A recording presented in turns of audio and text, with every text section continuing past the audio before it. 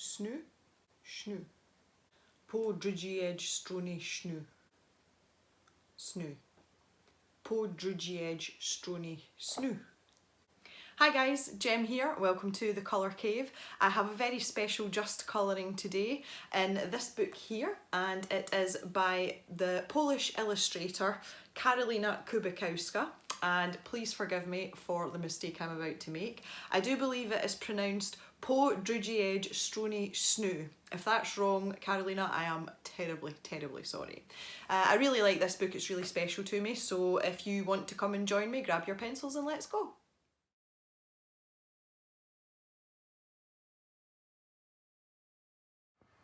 Alright, so here we are. Before I started the video, started filming, I did a quick little test on this inside page, just really to decide what type of pencil I was going to use and see how it went down on the paper.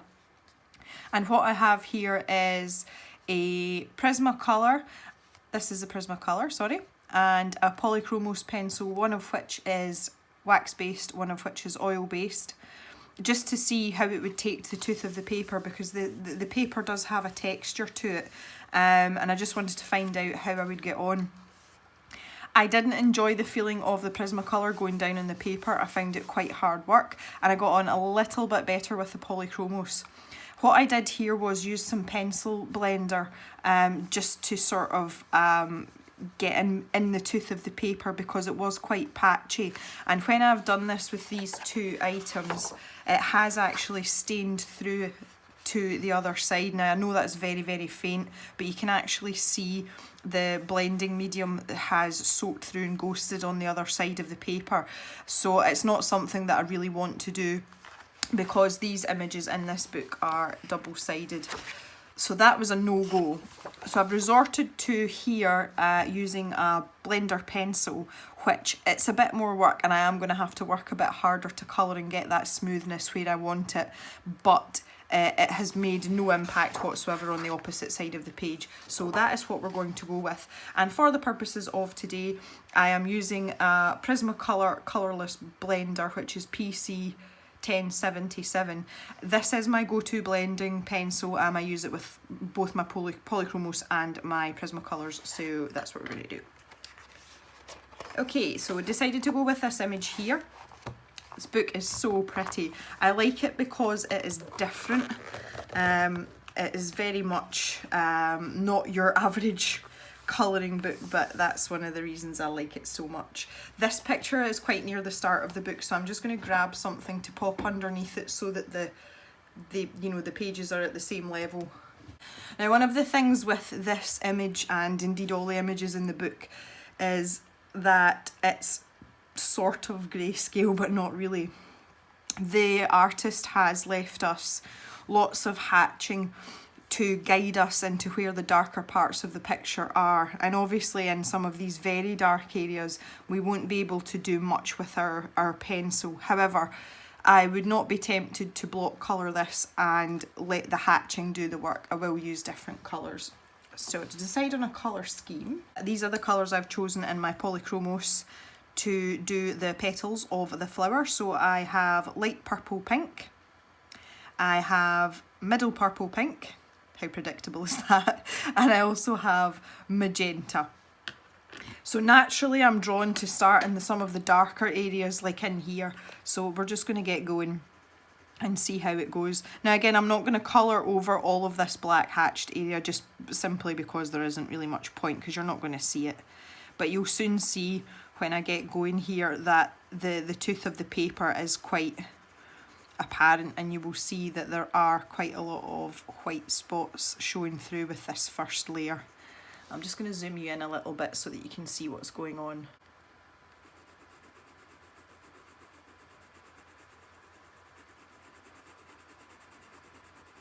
There we go. So again, as always, the first coat's quite light.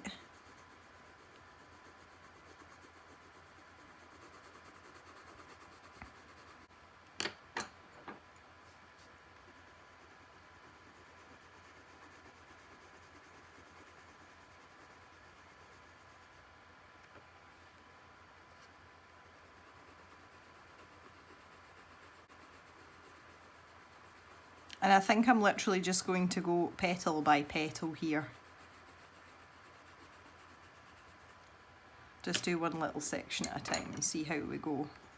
Because this is all new to me, this colouring book. I took one look at it and I just knew that I had to have it.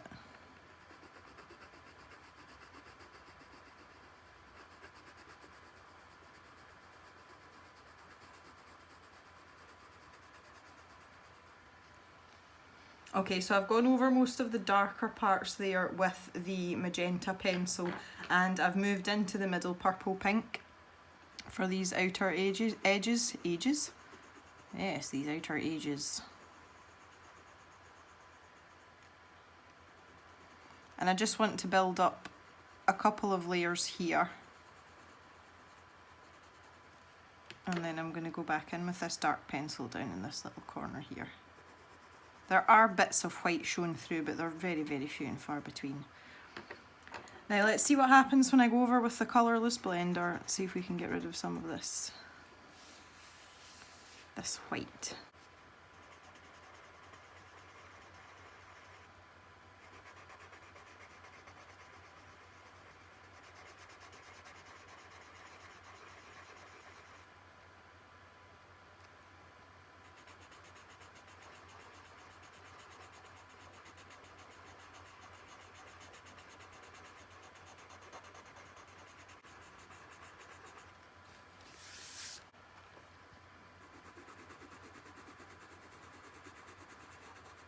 I'm not entirely happy with how this is going.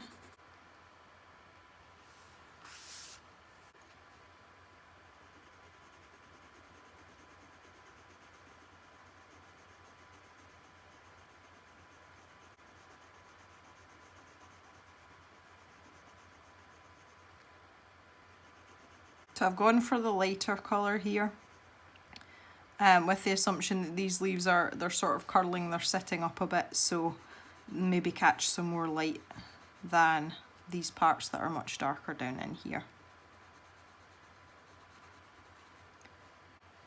I'm going in with my middle shade now, and I'm just following the lines that we've been left here.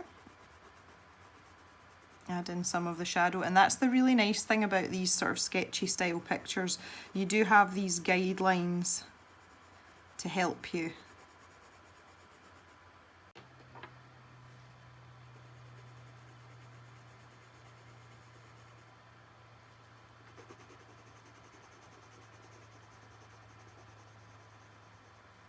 Okay, so I'm just building up in light layers here. And that's how we're going to be able to get enough down in this paper to use the colourless blender and really start sort of giving it some sort of impact. And don't be scared to sort of sit back and take a look and, you know, take stock, see what's happening. It does look, I mean, that just looks incredibly patchy at the moment, but by the time we're finished with our layers, it should be quite lovely.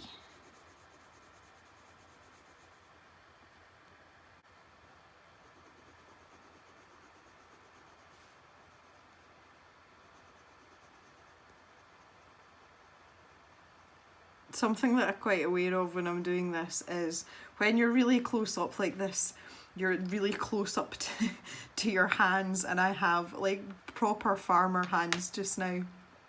I'm terribly sorry about that, but when you work outside, a lot of the time there's not an awful lot you can do about it, so I do apologise. You will see if you watch some of my other videos that sometimes my hands look a bit more well manicured than they are today.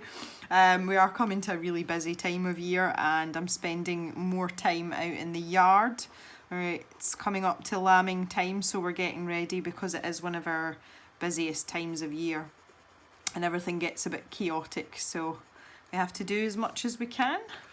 Okay, let's see how we get on blending this now. I just have a scrap piece of paper kicking about at the side here, and it's to take off, and if you can see that on the point of my pencil there, that it's actually picked up some of the pigment from the darker section.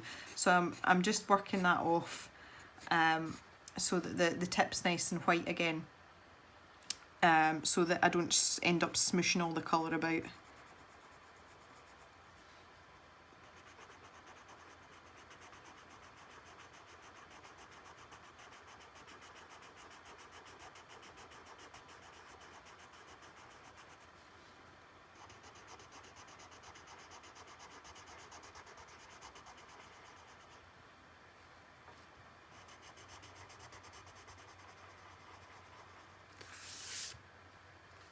There, that's not too bad. Can still see quite a lot of white though. I have to be a bit more fastidious with this. Fastidious, there's a good word. There is a good word. Alright. Okay, looking a bit happier now. I'm one of these people that I tend not to do things in any sort of sensible order if I'm colouring a picture. I just go with my gut and pick the part that's talking to me.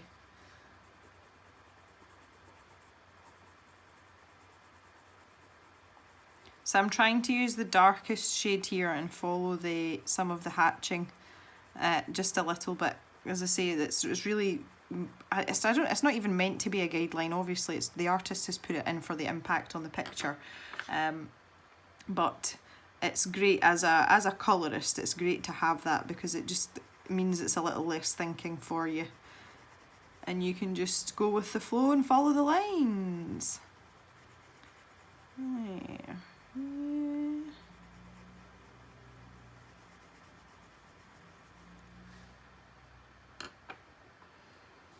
So this is all about having patience and building things up. I know some people aren't patient, and I am a firm believer in if something makes you anxious, or if an image makes you not want to colour, or it makes you feel frustrated, then by all means move on, go and do something else. Don't persevere with it just for the sake of it. Don't be stubborn. This is meant to be an enjoyable pursuit, shall we say? So keep it that way, and if something is not enjoyable, then stop. I know so many people that have got so far into a drawing or colouring an image, and they've just got so fed up with it, and they've ended up hating it, and it's not made them miserable, but it's not been an enjoyable experience for them. And that to me is a sign that, hey, you've either got the wrong hobby or you're being far too stubborn for your own good. Well,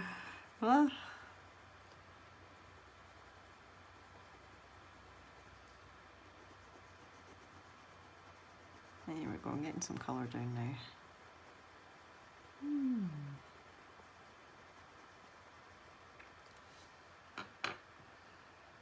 I am jumping back and forth between pencils a lot here, but I am just using the three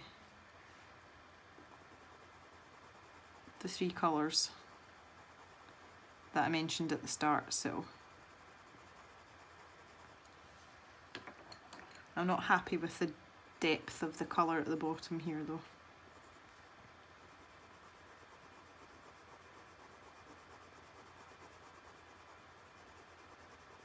So you can see now that we're starting to build up some colour. It's starting to look a little bit more like a flower.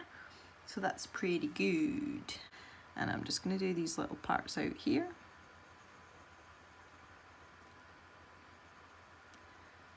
So I am pleased to report at the Colour Cave today that the sun is once again shining, which is exactly the way it should be.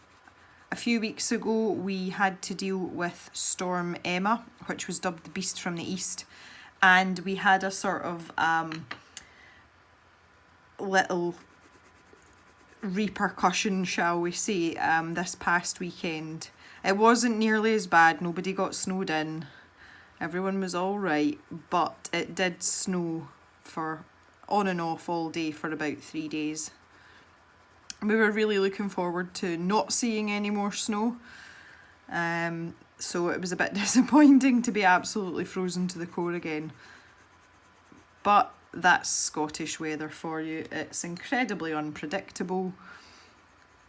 There is a famous Scottish comedian called Billy Connolly. I'm sure you've heard of him. He's pretty famous. And one of his jokes used to be, if you don't like the weather in Scotland, wait 20 minutes. And he's absolutely right. It's so changeable. 1 minute it can be lovely in the warm, and the next minute you're getting rained on. You think I'd be used to it by now, having lived here most of my life, but I still like to complain about it. I think all Scottish people like to complain about the weather, to be fair. I don't think I'm an isolated case. Here we go. I'm pleased to say that the colourless blender seems to be working quite well and pushing the pencil down into the tooth of the paper. It's starting to look quite good, and it definitely helps with adding depth because we are using different colours and we're not block colouring. It's helping the transition between the different colours.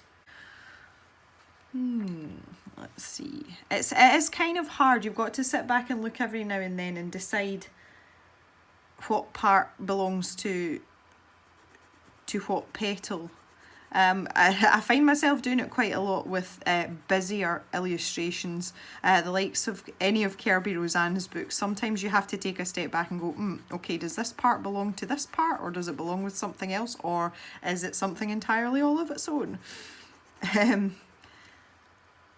suppose you could call it line blindness, couldn't you? I've got a bit of line blindness.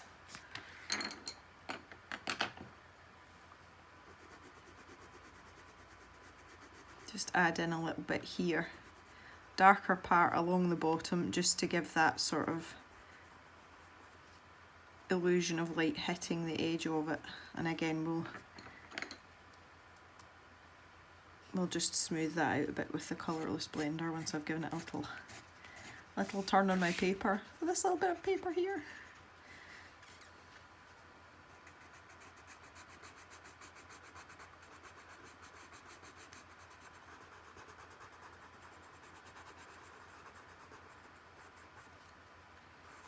There, I'm quite liking that. That looks good to me. I'm actually going to have to do a bit of sharpening. Ironically, when I'm using Polychromos pencils, I use a Prismacolor sharpener. Don't judge me. It just seems to give me the point that I want on the pens. I might as well just sharpen all of them while I'm here. Look at this, that's just ridiculous. Even as I'm sitting here, I keep looking at the picture on the opposite side of the page. It is fascinating. I don't even know what it's supposed to be. It's like some sort of weird buds or mushrooms maybe, I don't know, but I just find the pictures in this book are absolutely fascinating to me. They really, really are, and I could sit and look at them all day. This is one of these colouring books where even if I never coloured in it, I would quite happily just sit and look at all the pictures. Do any of you guys, my lovely viewers, have books that sit on your shelf like that and you think, oh, that's just too pretty to colour in? I have seen in a lot of discussion groups that the Disney book by Thomas Kincaid, it is the one with his original artwork on the left hand pages and the line art to colour on the right hand pages, and I know so many people that have that book that just absolutely do not want to colour in it because they either find it intimidating or they just don't want to ruin a beautiful picture, because the originals are absolutely fantastic, but of course the originals are also painted. They're not done in pencil. Thomas Kincaid, who unfortunately is now deceased, he was such a talented man. He really, really was, and I think a lot of people maybe feel that they just won't do the originals justice. I have that colouring book, and again, it is a book that I like to sit and flick through and actually just enjoy the art. I haven't coloured in it yet. I will colour in it though. I was sort of in awe of some of the pictures, and it's the background and the detail is absolutely stunning. But I made a deal with myself not to be that person and be brave and go for it. If it's something that I've learned here, and I'm sure you all know about me by now, is that even if I don't have experience with something, I'm going to try it, because that's the fun part, and that's why, you know, I do what I do. I like playing with art supplies and just figuring out what they can do. And I might not be the most talented person in the world, but that art isn't about that. For me, art is about exploring, having fun, and taking time away from generally adulting and and having a busy life. So yeah, it's very enjoyable for me. So nothing ventured, nothing gained, as I always say. So you're damn tootin'. Hey, I might even do a just colouring video in the Thomas Kincaid book. That would be cool. There's actually something very satisfying about this picture. I think it's just because there's so many segments and sections to it. And you can see what's happening very quickly. You know, petal by petal. It's rather nice. This was one of these pictures that when I opened the book up, it said to me straight away, this flower has to be like a pinky purple colour. Sometimes pages just speak to me in colouring books. And saying that, I think with art in general, that's what happens to me. Things speak to me. I find that with the scroller box, I can't speak today, the scroller box prompts as well. Something either comes to me straight away and it says, yes, Jem, you've got to do this. Or I sit for ages and it's just, nothing happens, nothing comes to me. It's like, nope, not doing this. So it is nice when things speak to me. And I think a lot of the time when I am colouring, I think it's that makes me pick a page.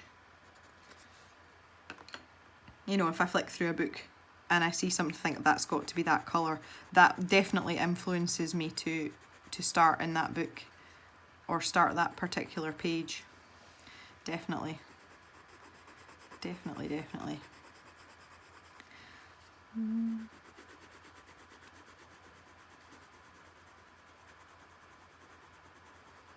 I would love to say that I'm doing something really fancy and advanced and, you know, awe-inspiring here. I am literally just jumping between 3 colours.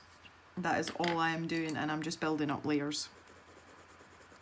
It's really not very exciting at all. What? Oh, goodness me. I'm actually quite pleased to be colouring in this though, because it's one of these ones I've been meaning to, you know, to really get to for ages and say, oh, you know, I really should colour in that, I really should do something in it, and I've just never got round to it. But the other thing that I'm doing as well, because the book has some text in it, there is a part at the start that talks a little bit to the illustrator, and I'm in the middle of translating it from Polish into English with the help of my Polish friend. But what she's saying to me, that with some of the sentence structures and some of the grammar, it doesn't really directly translate into English very well. So although you could stick the whole thing in Google Translate and you could probably figure out what some of it is getting at, it's just not that straightforward, because I did try that and then I was like, okay, this doesn't make sense. So I spoke to my Polish friend Katie. Hello Katie, if you're watching.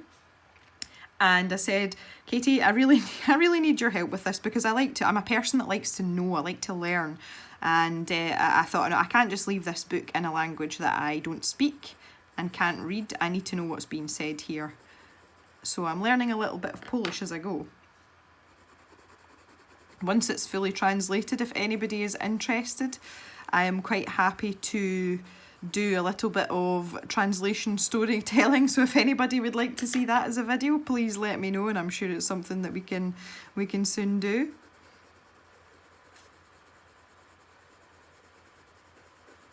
There we go. I'll go back with my blender pencil now.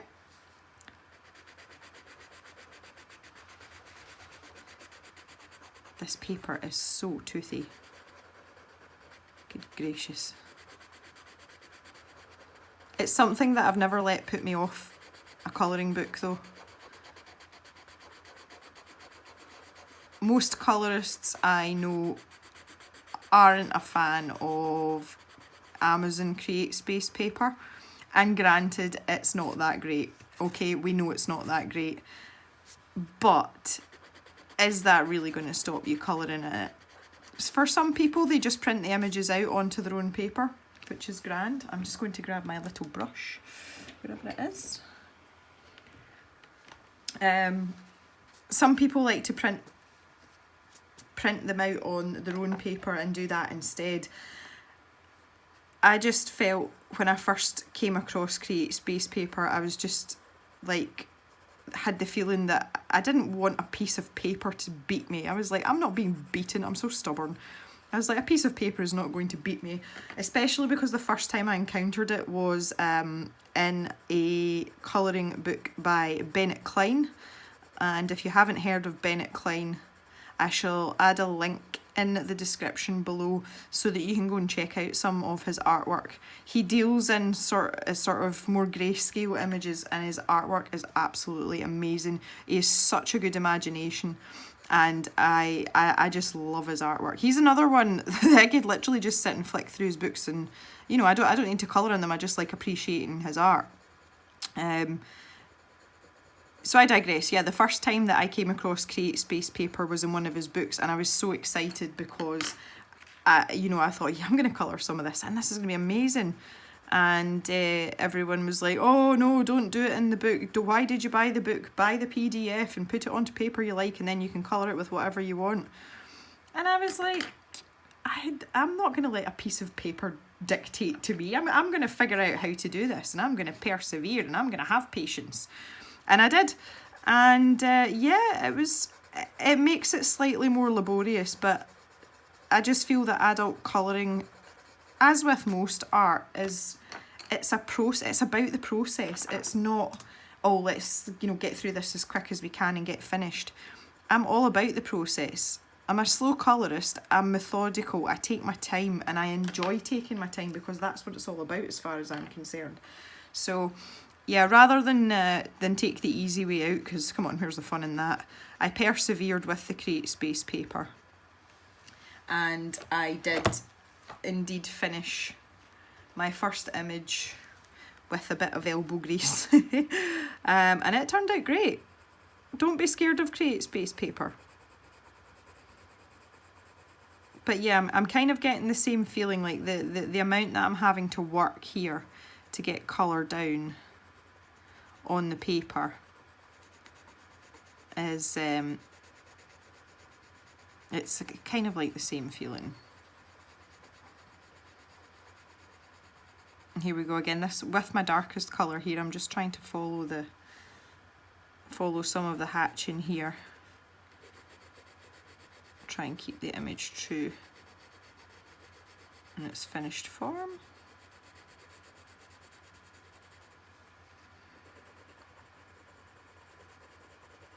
Again, I'm building up more layers in amongst the hatching, because obviously that's meant to be the darkest part, isn't it?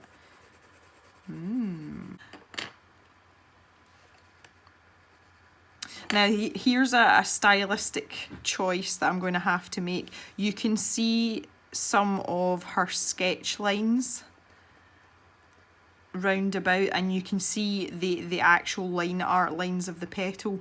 It's up to you which ones you stick to. I would go with what the finished image is supposed to be and just let those little sketch lines peek out. I think it adds quite a nice touch to the picture. And they are fainter. I mean, you can tell the difference between them. It's not like you're sitting going, oh, I don't know which line I'm supposed to colour to. But again, that's just personal choice, I suppose. There we go. Looks a bit darker as well now.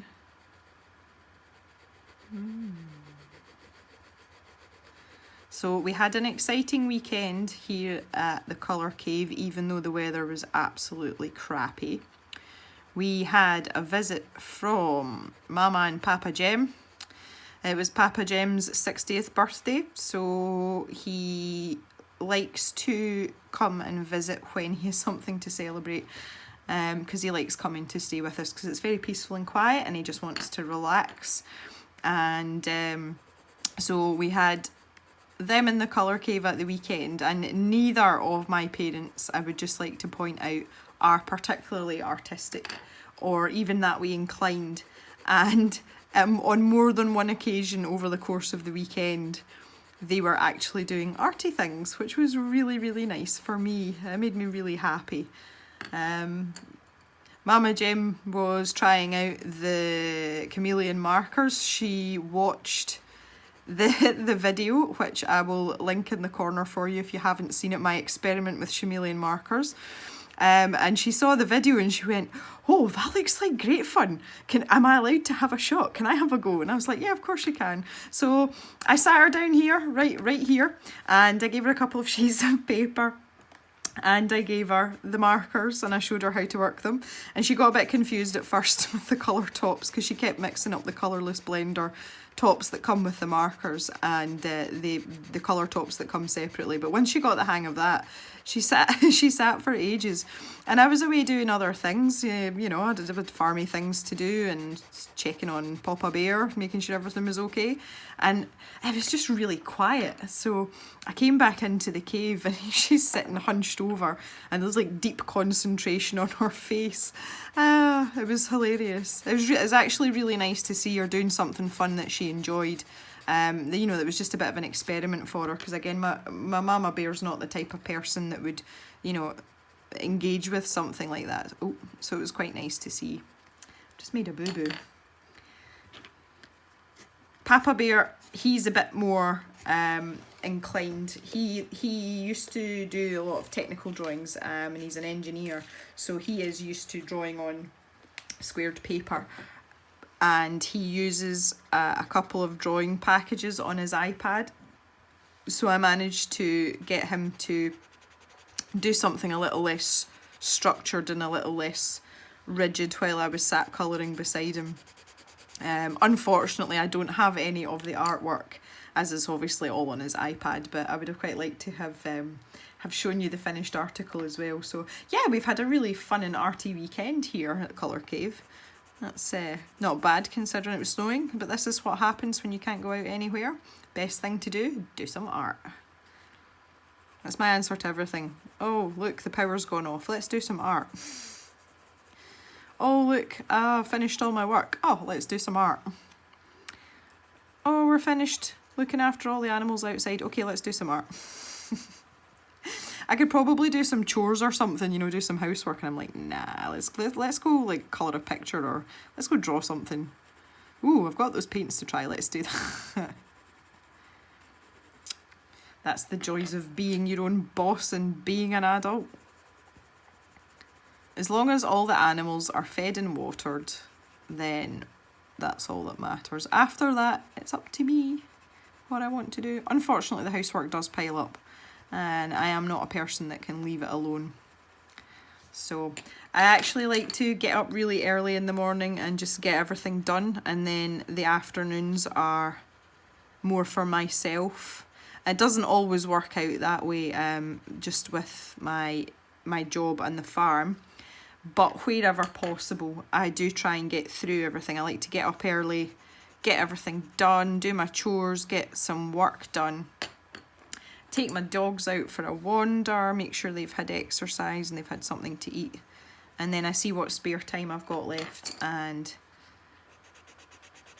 I usually end up in the Colour Cave doing something cool, or at least having some fun. Here we go. You can see on some of these outer leaves, they're not leaves, they're petals. On some of these outer petals, I have left a tiny sort of white crescent there. And again, it's just really for some contrast. I haven't decided what colour I'm going to do the background, but I want to leave that option. If I decide I don't like it, I can always fill them in at a later stage. But at this sort of preliminary stage, I'm just going to leave it and see how things go. Okay, I think I'm going to do this petal up here and then this big one down here, and then I'm going to move on to some of this green just to see what colours I'm going to use and how it's going to stand out.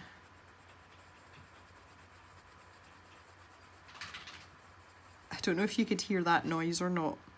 That noise in the background was my smallest dog shaking her ears. She does it really violently, and I swear blind one of these days she's just going to shake her ears like clean off her head. She does it when she's been lying sleeping and she's had her head tucked under. I think she must almost get like pins and needles in her ears. Yeah, she's funny.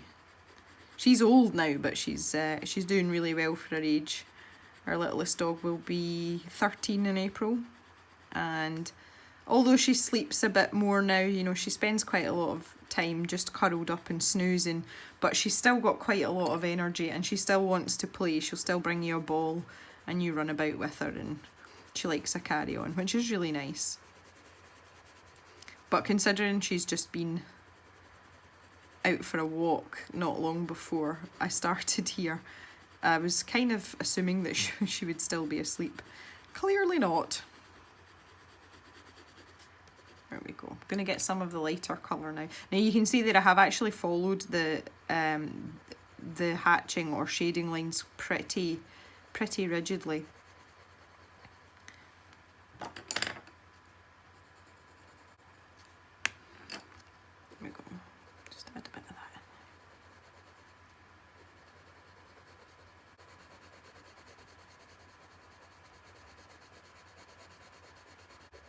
Try and build up some layers now here as well. I'm thinking that this part in here needs to be darker. Now go back in with the magenta, which is the darkest one. Maybe try and add in another layer here and just pull it out a little bit more.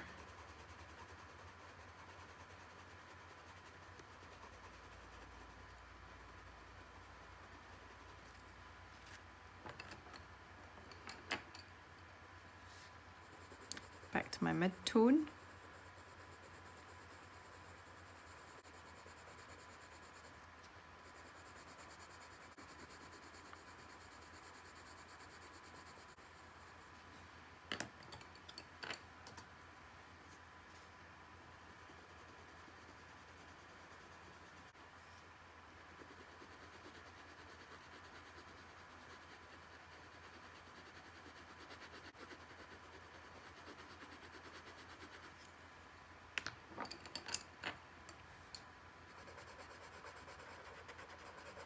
I am being careful in these areas where I have left a little bit of white on the outside. I'm being careful not to take my blender pencil over that. If I do that, then it's going to make it quite difficult for me to go back in and fill that in with colour if I want to do that later on. As I said, I'm trying to leave myself an option here, just because I don't really know what direction I'm taking the entire picture in. So I'm being careful not to do that, just to leave me as much room for manoeuvre as possible. I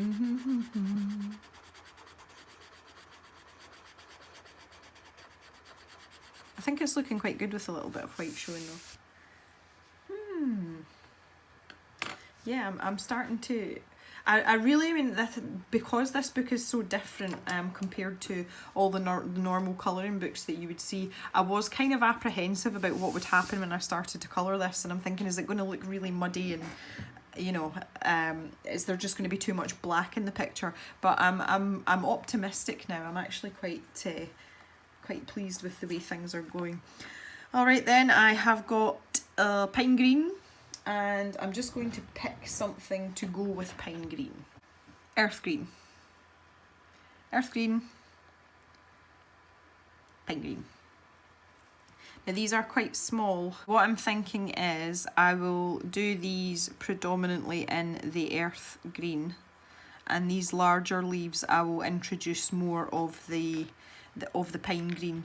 It is quite a simple picture in that there isn't a huge amount going on in it, so I would like to keep it as cohesive as possible, and to me the easiest way to do that is to you know, use the colours and try and sort of keep them simple. I have to say this pine green seems to be going down really well compared to the pinky purple colours. That's interesting. That is very interesting. Yeah, I literally think I'll just give these little leaves a lick of the pine green, perhaps like up one side, and see how that looks. Yeah, that's going down much better. Can you see? I'm assuming you can see it because obviously you have eyes and this is a video. But I don't seem to be having nearly as many problems with the tooth of the paper here. Now that is strange. I'm just running my fingers across it. This that you can see here, this knobbly part is actually, it's not the texture of the paper. That is printed onto the background to give the illusion that it's knobbly paper, but it's actually the same smoothness as everything else. I just thought I'd better point that out. But yeah, this green pencil's going down beautifully. I'll have some more of this, please.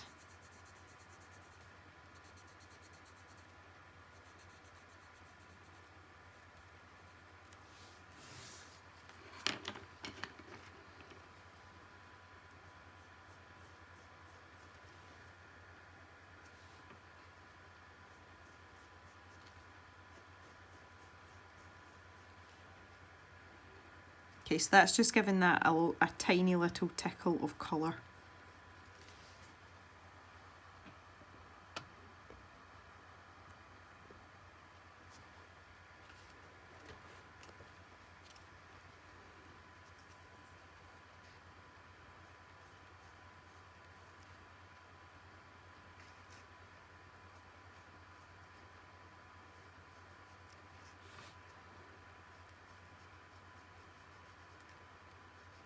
I'm not even going to bother with these small ones up the top.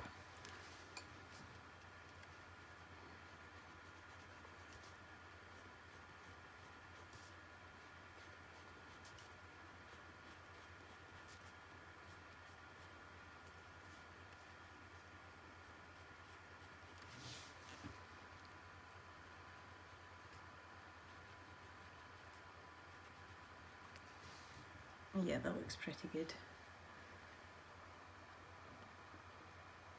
And this one up the top here, I'm just going to give a very light layer of the earth green, and I'm going to work more with that pine green.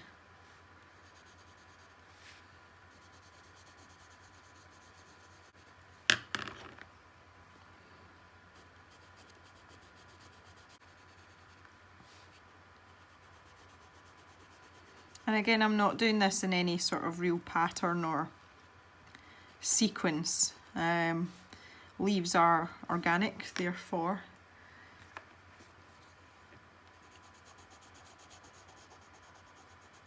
I'll just keep it random to try and keep that sort of organic feel.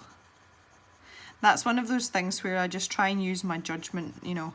I'll put a little bit of colour down and see how I feel about it, and sometimes I'll think, oh, that's not enough, or you know, there's too much of one colour and not enough of another, and I'll just go back in and add some more in. And that's just about, you know, using your eye, as it were. Also, it's down to preference too. You have to like it yourself, so you know, do it so that you like it. Alright, back to, I'm just going to give my blender pencil a little scrape off again, because obviously we're covered in pinks and purples. Okay, let's see what happens here when we do this now.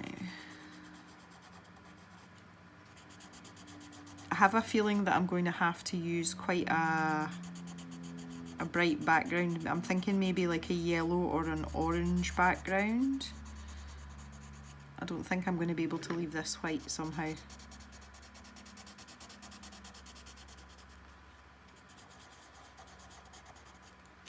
Okay, I'm pretty happy with that. Alright, so I'm going to call it a day there. The light's getting away from me now. So thanks for joining me, guys. We've had a pleasant afternoon here in the Colour Cave, and I'll see you next video. Bye bye.